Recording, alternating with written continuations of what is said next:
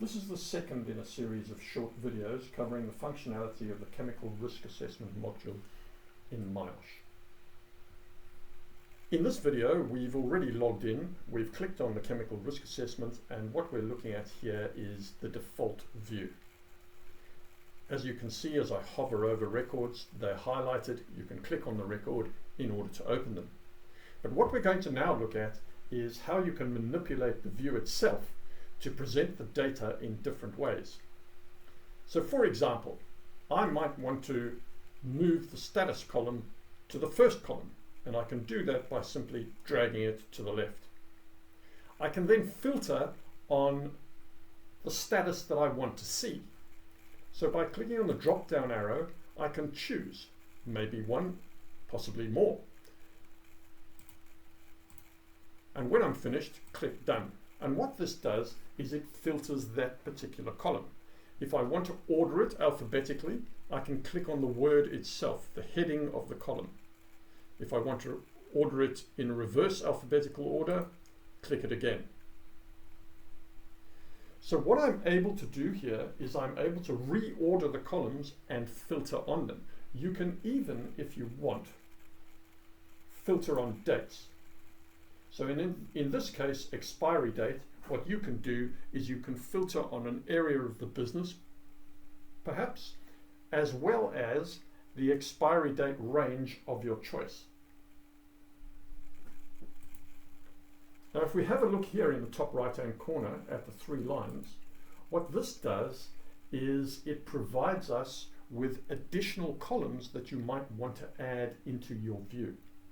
So for example, if we wanted to filter by parts of the organization, let's say the campus, maybe even the building, we can add those as columns.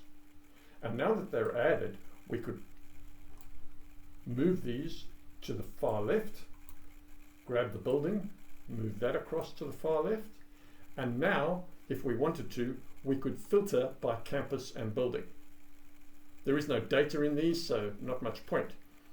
So what we can do is we can remove them again. Now, if you were to spend some time managing this view and putting it into the format that you would prefer, what you'd like to do is you'd like to keep it that way. And the way to do that is save the view. So if you click on save, you can give this a name. Let's call this status and save it. Now you can see, once I've saved the view, that the word status has now appeared in the user views list. And if I click on this arrow again, I now have default and status. And what this means is that if I come back into this view again, if I click on Chemical Risk Assessments sometime later, what it will do is it will take me to the default view, but I can then easily go and select previously created views.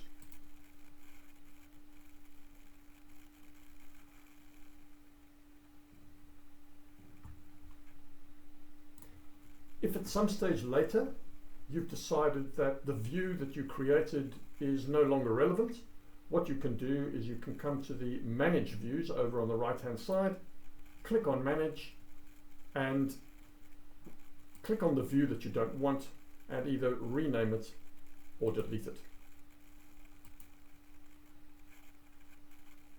Now these views all belong to an individual.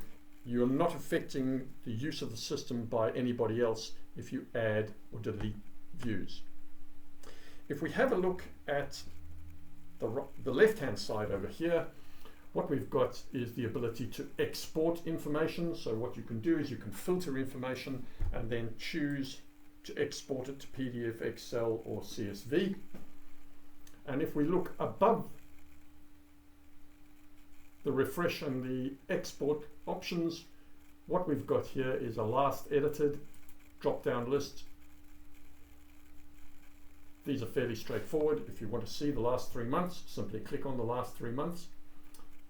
And finally, over here, what we can do is we can show archived records. Now, If you have a long list of chemicals and you've archived a huge amount of them over years, what you don't want to do is you don't want to see all of these archived chemicals every time you open the chemical risk assessment module. So by default, what MIOSH does is it hides all of the archived records. It hasn't physically moved them off MIOSH, they're still there. If you want to see them, you can simply click yes. This will show you only the archived records. If you want to see the open and archived records, you can click all. And then of course what you can do, if you want to see archived, you can click on show me the archived, and there they are.